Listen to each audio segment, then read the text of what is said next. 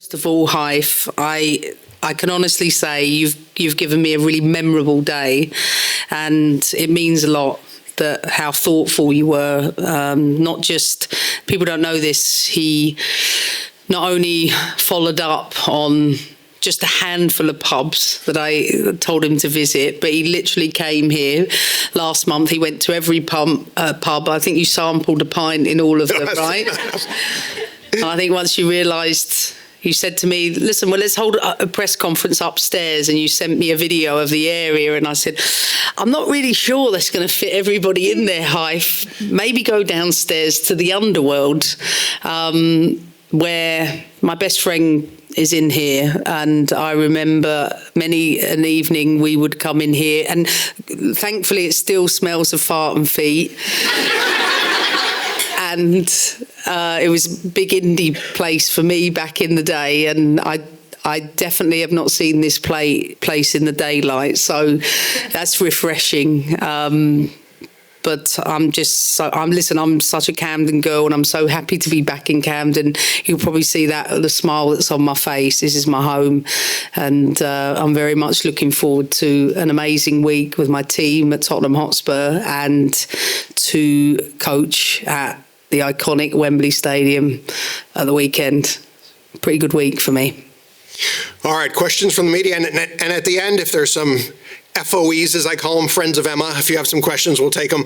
But first to the media, we have mics on either side. Please raise your hand, and we'll go right up front here. Hi, Emma, how are you? Hey, how are you doing, Moose? You have coached at Wembley many times before, but this is a bit different, isn't it, against players that you know and against your home nation? Yeah, I mean, there's no denying it's a different type of game playing at Wembley. I've had to think through how I'm going to be standing there as a complete, an away team coach, because it will be full of English people supporting the home team. But I don't put too much thought into the feel and the atmosphere of a place that honestly feels like a second home to me. I know going back to Wembley, yes, I'll have to go in the away dressing room, but I get to experience another opportunity between the Olympic champions and the current European champions in a game where there's top quality on show for both sides. Two managers who get on tremendously well. I'm looking forward to seeing Sarina. She's a top person and a top coach. And yes, of course, I have to go through a weird moment when the national anthem's playing, but something I will hum along to, as I always have done, being the English person that I am. But I'll also do the same for the American national anthem, because I love both anthems.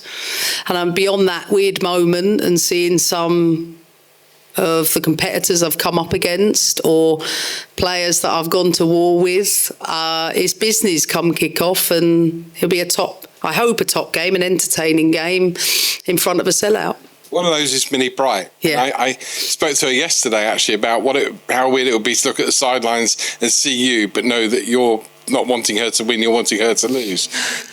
Is it going to be the same for you, looking on the pitch and seeing some players in the past, as you say, you've gone to war with, you start your life on, who now you actually want to get the better of? Before she answers, please pass that to Asif next. Yeah, go ahead, Emma. I love him. I think, Millie Bright is a special person in my life, and she feels like a little sister to me. She really does. I had so many years of journeying through building Chelsea to winning titles to watching her go through her own, international career of England and the highs of winning a European Championship and losing a World Cup final. So she's someone that will be in my life beyond this football match. And most importantly, I'm just looking forward to seeing her and giving her a big squeeze. she knows me as well as I know her, and we're fierce competitors, and we're in the position we're in because of the qualities that we have, and our focus will be on doing the best for our respective teams. And yes, it will feel weird not to shout at Millie in the middle of the game for a moment, but I'll have to get past that, and I'll have to create a situation with another player. And of course, it will be equally, great to see a young Aggie Beever-Jones come through, a player that we developed at Chelsea, and I think she's an unbelievable player. You see with her goal record already this season, I'd be delighted to see her. There'll be no Lauren James, no Niamh Charles. I'll get to see Hannah Hampton. My son thinks he's a goalkeeper like Hannah, and they had a bit of a tight bond, so hoping we put a couple past her just to wind her up afterwards. But I'm just looking forward to the game and to bringing my team to Wembley. And like I said, I work every day so that I can build women's sport and women's football. 80,000 plus. I'm sure a lot of people around the world will be watching the game. 2 top teams under the lights at Wembley.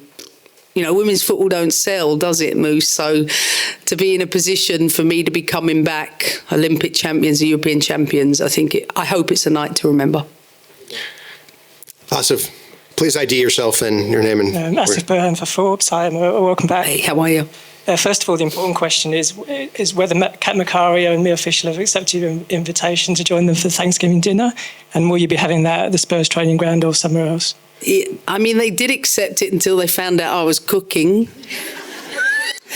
And then they realised, what does Emma know about American Thanksgiving food? And Hyfe will tell you he's impressed with my knowledge of American Thanksgiving meal. And of course, I've communicated with our chefs and our nutritionists about the type of meal we want on match day -2.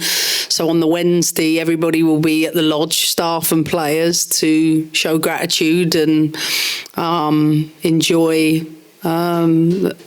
the biggest American holiday, and one that I've missed for several years because of being in the UK. And I have some American friends over that are going to be staying at my house on our day off on the Thursday, and they said they're going to cook another meal at my house, so I might get 2 Thanksgiving meals. Harry will get one on the Thursday, and I'll pop home for that. So they're coming. I look forward to seeing them. I haven't seen them in a while, and so glad to see they're both back on the pitch playing. Mia's not far off, so it's exciting for them. What else? Right up here, Neil. Hey, Susie from The Guardian. Hey, Emma. Hey, Aaron. Hope you're both well. Obviously, you're still relatively new in the job. Yeah. How much did the Olympics accelerate sort of where you want the team to be and your sort of long-term goal for the growth of it? Like you said, I'm fresh out of a packet. I think coaching in international football is so different, because you have these large chunks of time in between camps where I used to think, what are they doing, international coaches? There's only so many games you can scout and watch. But what I've realised is that I'm a builder, and when I think back to building anything from my 10 years when I was in the US to building Chelsea, I really enjoy putting an infrastructure together so that when I leave, it still stays solid. I always say this, that's why I credit my mum for developing my self-esteem as a child, because I think even if my self-confidence might go up and down, my self-esteem base is always pretty solid. So when it comes to being on Zoom calls and developing the 27-28 women's national team, youth national team strategy, I get to use my brain in a different way, and I get to use all that experience and knowledge that I've developed over a long period of time to put into good use for future generations of Americans. Couple that with the donation by Michelle Kang means that I can put in place the youth development program that I think we've we need to in order to close the gap at the youth levels and produce more players for the senior level.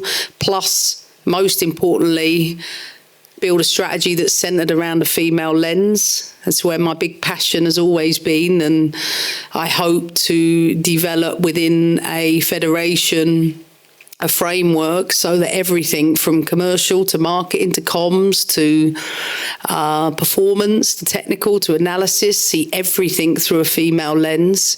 Spent too much time frustrated, I think, about why we don't have the knowledge around female physiology, because we only invest 5% of that around women to let's put a commercial strategy together that the women want to partner with, and these are partners that are fitting with us as women to what type of environment we want to create in and around the female 360 and that health and physiological approach. You know this, I'm very passionate about it, and I feel like I've got the space now to really build that out. And once we move to the National Training Centre in Atlanta, hopefully partner up with universities to develop education courses, the degree level around coaching females, coaching women. My passion is, I've realised even more so being away from the day-to-day, that this is where my strengths lie, and I'm looking forward to doing that. And my time has been busy on Zoom. I definitely know how to use that, and even a couple of days ago I learned there's an AI component to it that can type out all the meetings, so I don't have to do that, which is fantastic because I don't do that. So, yeah, I feel alive, I feel fresh, and even though I'm at the beginning, I feel very, I'm very invested in what I'm doing. And then you mentioned the youth structures and investment in that. Can you give us a little bit of insight into the player pool when you sort of arrive in the States and the depth of it? Because obviously we know that when Serena came into England, you know, she was talking about a pool of sort of 30-ish players to pick from. What's it like? Because we talk a lot about the depth of the college system and the NWSL strengths and things like that. But what is the reality for you when you move in terms of players at your disposal? I remember when Japan won the World Cup.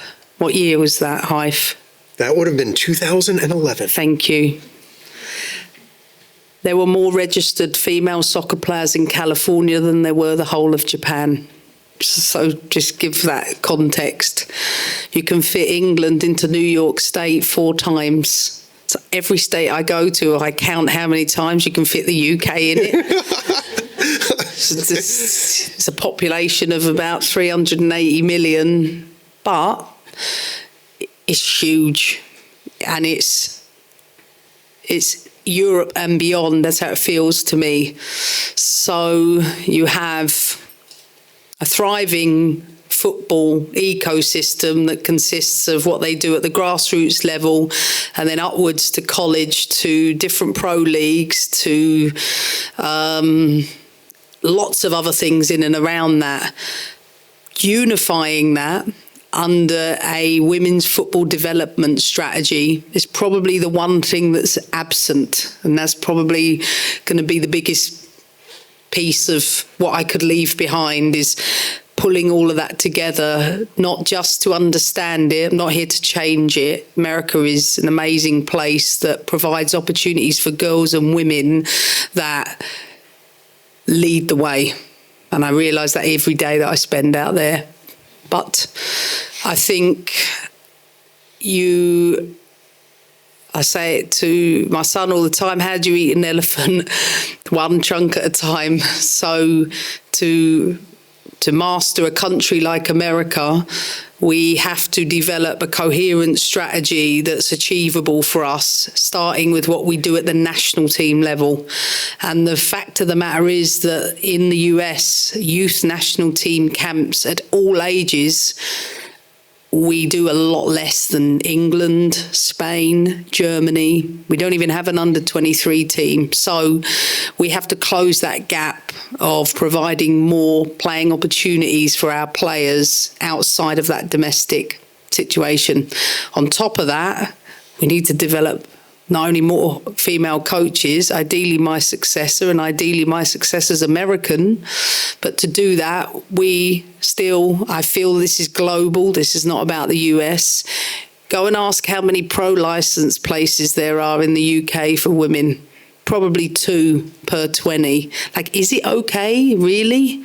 Like, that's the reality. We need to create equity, equality of opportunity. This for me is something I want to be so intentional about, so that there are more and more opportunities, not just for females to go into coaching, but to do what you do, or to do what he does, do what the guys behind the camera do, to enter our profession, but do it with a way that ultimately we can share what that female lens looks like and what the women's game looks like, and something that I still think we are nowhere near yet globally.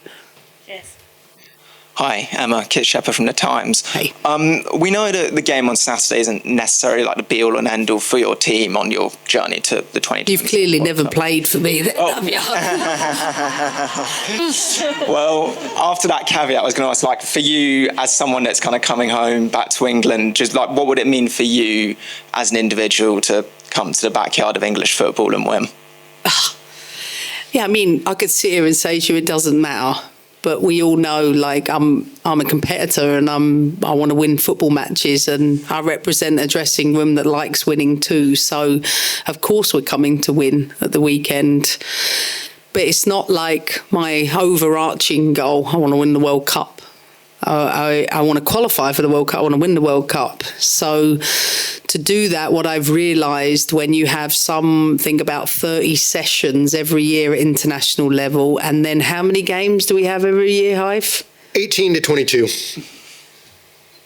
Very limited opportunities. So you get caught in a, like, the rock and hard place at international level is, in order, with such limited games, you got to stick with the same group because they've got to develop the playing style. I know, but you don't develop opportunities. And what I realised when I took this job is that we had a lot of players that had less than 25 caps, which there was a gap of like those above 100 and then those that were like 2, 3, 4. And I was like, we have to develop a broader pool. So when you develop strategies to win, you can't just always zoom in on, of course, I want to put out a team that I'm not going to put out a completely experimental team. There have to be connections and relationships there, but I also want to give opportunities. So getting that balance in these two games is critical, because there is going to come a moment I want a player who's got 1 or 2 caps to experience what it's like to play in front of 80,000 people, and it feels a bit hostile and a little bit cold, and you're not really sure because you're getting a bit roughed up in the game, who you are. I want to see who some of our players are in that. But sometimes you do that at the expense of maybe putting someone there you really know what they can do in that arena again and again. So I will stick with my long-term goals. That dominates my thinking. And yeah, go to the bench when I need to. And can I just ask one slightly different one? Like, we are all aware of the result in the US election this month, and we're also aware that the US women's national team became a bit of an anti-Donald Trump symbol the last time he was in power. So how have you and your team processed the fact that he will soon be back in power? I haven't seen my team yet, so I can't answer to that about what that conversation will be. I answered this in my last press conference. I have a group that maybe they've established relationships and they have those conversations between themselves, but I haven't sat with them during any of the meal times to discuss politics, not for any other reason that they're busy doing other things. You know what I mean? I don't want to sit at the table with their head coach and talk about that stuff necessarily. They might do, but we just haven't. So will it come up? It might do, but we got Tottenham Lodge to enjoy, and we've got Wembley to look forward to. I've booked Cluedo for us to do tomorrow evening for 2.5 hours, so that will be busy for some portion of it. Then obviously analysis and Thanksgiving. I think we've got quite a bit to do, so we might not get to the elections, and if we don't, I'm all right with that too. Go ahead. Hi, Emma. Charlotte Harper Hey, from Charlotte. The Athletic. Good to see you. We're in the underworld with your friends and family and the media. It's quite a Yeah, be unique, careful, Charlotte. There's a lot of our people here. a unique situation talking from your team selection to politics. How does this feel for you? Fucking brilliant. Like, look, I've always been very candid with you guys. You know that. I'm very grateful for everything that my country and my city has given me, and I've learned more and more as I age that you have to go for it in life, and you have to enjoy life, not be sort of worrying all the time. So my morning, getting in a car, driving past my school, Parliament Hill, to come here to see a welcome back Emma sign outside the underworld, a place which, of course, I'd never remember coming out of here at 2 or 3 in the morning, to seeing my friends and family, and these are people that have been in my life since I was a kid, to people that are developing sports in the area, from Camden Sports Development, that are running projects across the borough, whether it's developing education for people, to running the youth league up at Regent's Park. My community is what I am and what I care about, and I'm so stoked to be here with people that have been massive in my life. My friends have never changed, and I'm grateful for that. And if you say otherwise, there'll be about 50 of them lining up at the door for you. So I'm kidding. Just happy. It's getting heckled as well. Thanks, Bex. No, just happy to see some faces I haven't seen, and happy to be home. You spoke about that rhythm and the kind of change between club and international management. How are you finding that rhythm? How are you finding the work-life balance? Is there anything you're not enjoying? You seem very happy.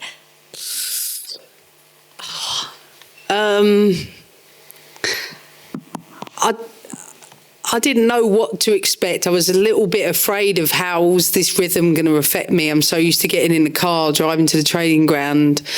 I worried that it's not 12 years, probably 25 years of doing that 6-7 days a week. I worried about that for about 4 seconds. And then I said, okay, what's the benefits? I get to get up and breathe, not rush. I get to take Harry to school. I get to go to the gym. I get to create my schedule in and around those things. Don't sacrifice the things that make me feel healthy. I definitely didn't feel healthy at the end.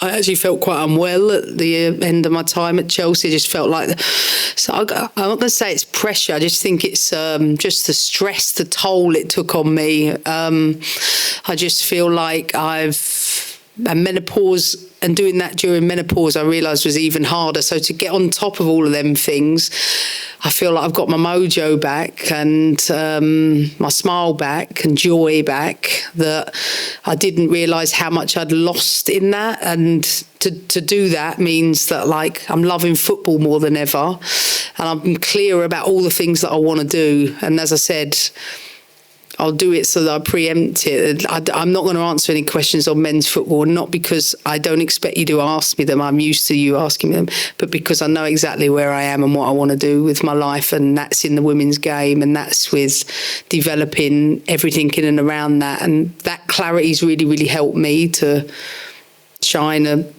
light even internally in our own federation of things we need to do. And I'm just enjoying and thriving in a different way. And I think the change of routine has been really, really helpful, as well as seeing America and the way the people have received me, not just the players, but the fans. It's been really amazing.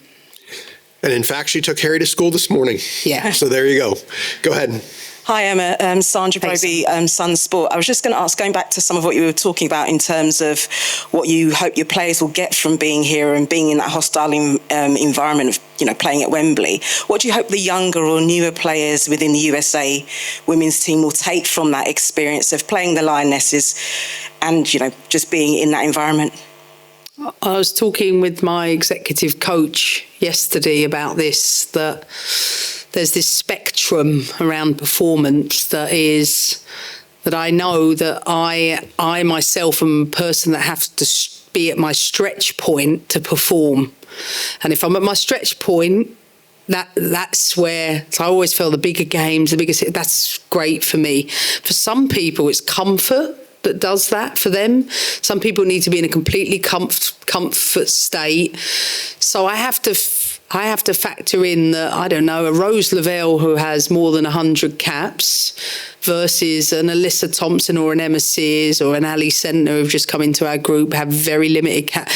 I don't know what their point is. So internally all week, I have to create situations where they understand the to perform under pressure,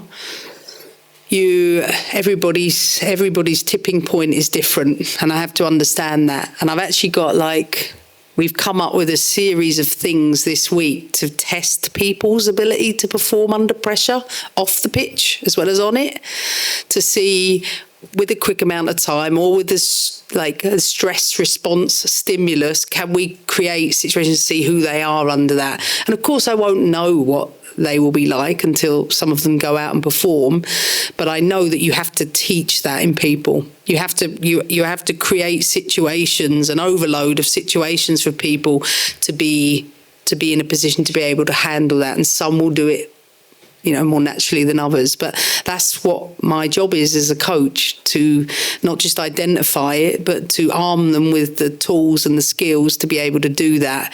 Now, granted, calling 3 names out, in a team meeting and tell them they've got to do an X Factor performance, in 1 minute's time is one thing. But walking out and seeing 80,000 plus people is another if the highest level you've played at was in front of 10,000 or it was a college level. So you know what I mean? But you almost have to do it. They've got to be in that arena to see who they are in that. And that's what I'm actually looking forward to seeing, which ones of our players thrive under that and which ones need more support.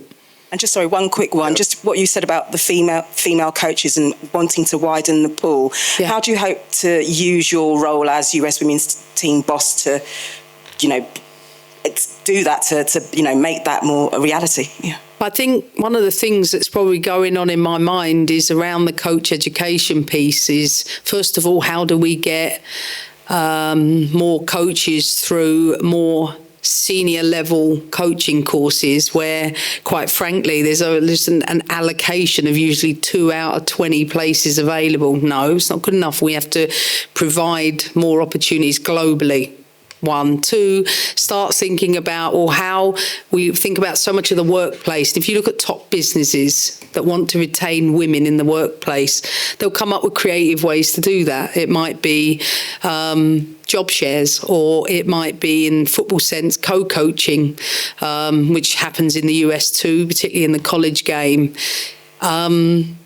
And if we value women and we want to keep women in the workplace, we have to be creative, because raising children is it's the hardest job in the world, and your children need you too. So, but you're entitled to be able to do that and have a job in football. So I think we have to think through a female lens. That's at the heart of everything. Think through a female lens firstly on the physiological level, but what do women need? What do women need to be able to do their jobs, instead of everything's through a male lens? Everything. And everything we've created, the systems, the frameworks, what we base the methodology on, everything is done through a male lens. And that is my goal. I seek to challenge that. Please.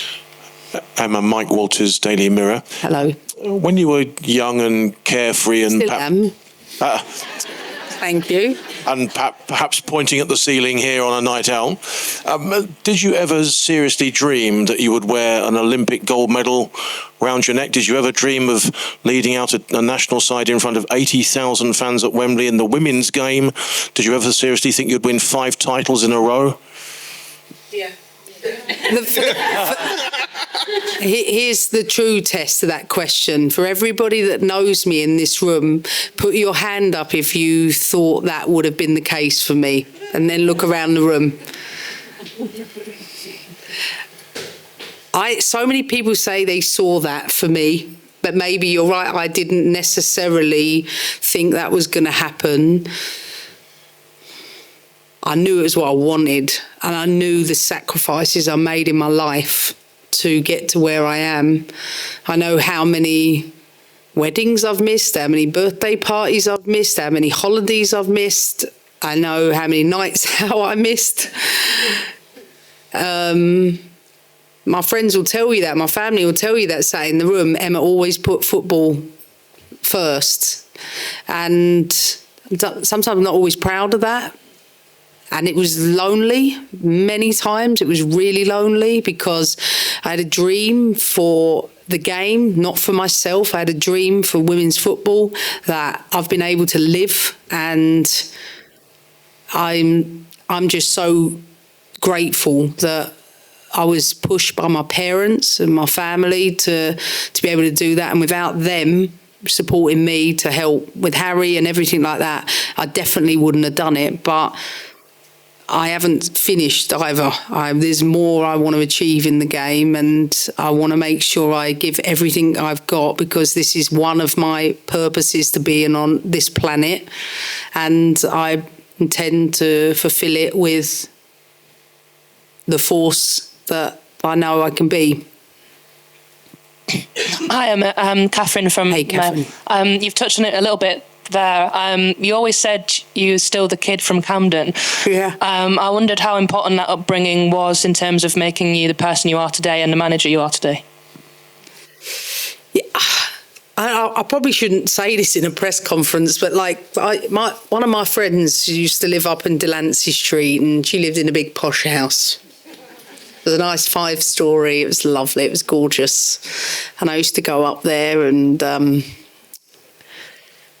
maybe pretend a little bit about, maybe this will be a life for me one day. And I used to go home and I'd come home with a little posh accent, and my mum would say, "Your shit still stinks."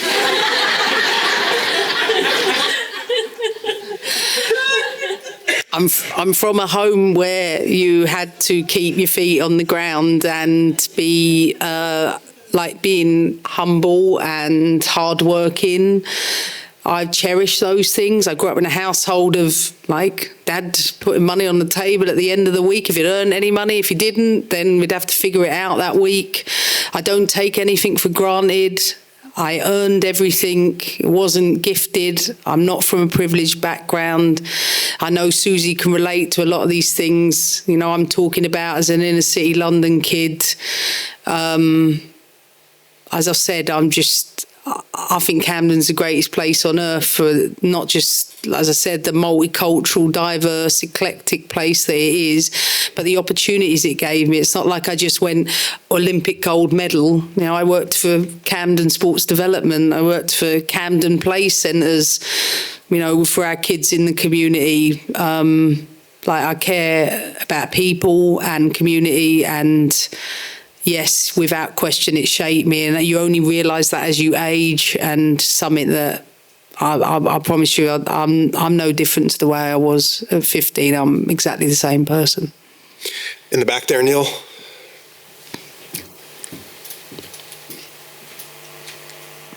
Bit of a long way, sorry. Hello, Emma, nice to meet you.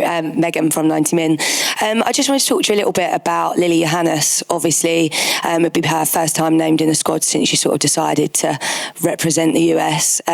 What did that feel like for you, her making that decision? And obviously, she's also an extremely young player. You've had experience with that at Chelsea. How important is that to foster her at that young age as a manager? Yeah, the first thing with that was that I believe people should arrive to the point they need to when they're ready, and you're correct in that she's a young person who has, yes, born in the US, but playing her football in the Netherlands. But I think about the number of players I've recruited to play football from my college coaching days to being at Chelsea, and I felt like I knew what that process was like, and you have to play a long game with those things, and nobody wants someone who is putting them under pressure. I feel the opposite. I think it was best to take that off of her and let her decide when she was ready.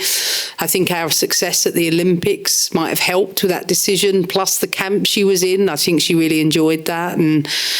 But the real work for that now really begins, because the expectations start to grow on such a young talent, and she is young, and there's still a lot of areas for her to grow and develop physically. So we have to nurture her without the expectation that we always place. But as you quite rightly said, I'm used to developing players from a young age, and one that I'm really, really looking forward to. Last one's right here. Our friends from Sky and BBC, or just Sky. Emma, thank you for justifying our decision not to take this press conference live today. You'd got me in a lot of trouble. Great. Look, I suppose that you were talking about equity and equality you want to see within the game, but obviously we saw more hate within the game from when Kristen Mewis and Sam Kerr posted their exciting news on social media. Just how disappointing is you as that, is still seeing that sort of, week in, week out, and how vulnerable are the players, I suppose, when they try and do something joyful, they're still receiving this kind of reception? I mean, first of all, Sam will be an amazing mum. I know that. She will be amazing. She's got great patience and perseverance and a character and a personality that she will roll with the criticism or the hate speech that's being spouted all over the place. But she's a human being, and it's not nice. At the end of the day, it's a massive announcement for her and Christy, and one where the vast majority of people are supportive and behind them. But you can't change everything, and of course it's disappointing, but what I've realised more and more is put your energy into the things that really matter, to the people that really matter, and try not to give too much credence or energy to the negative things and naysayers that want to disrupt or take away. And I'm pretty certain Sam is not only well equipped to be able to move forward, but she's got bigger things to focus on. She's got to get back playing for Chelsea, which I know she'll be excited to do, and two, she better get ready, because she ain't going to get any days out and nights out when she becomes a mum. And that was the first thing I'd text her. So good luck to them, and very, very happy for them and very proud of her.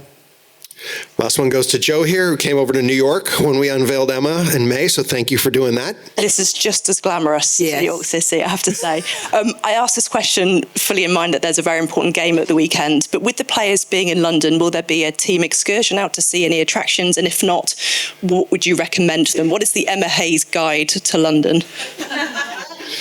Well, a couple of them arrived early yesterday, and they went to the Borough Market. So I thought that was a decent choice. But I'm a North Londoner, so I'm always going to encourage you come north first. We will not be doing any excursions, though I know a few of them, if they could have got me to Harry Potter World. There might be a few of them that actually do go on their day out. I don't know, but I don't think they will do, because it's been a long season. Listen, all the most important places. Camden, has the top list, of course it does. Then Camden Market, then Kentish Town. Coles Yard at the King's Cross is pretty decent. And, if you want to go and see the Palace, that's one thing to see. But I always think somewhere down the Embankment's always a lovely walk, and probably Covent Garden to round it off. I'm not really a Shoreditch person, and Notting Hill's too far for us North Londoners and too far from them from the lodge. So just stick north. That's what I'll tell them. Thank you. Well, Emma does it all. She coaches, and she's an advocate for women and the London Visitors Bureau. So before we end, if there's a appropriate to end with a question from Emma's friends or family, if there's one there, if not, okay. But if someone has one, if you're too shy, that's fine. We can go up to the pub and have a pint. All right, let's do that. Everybody upstairs.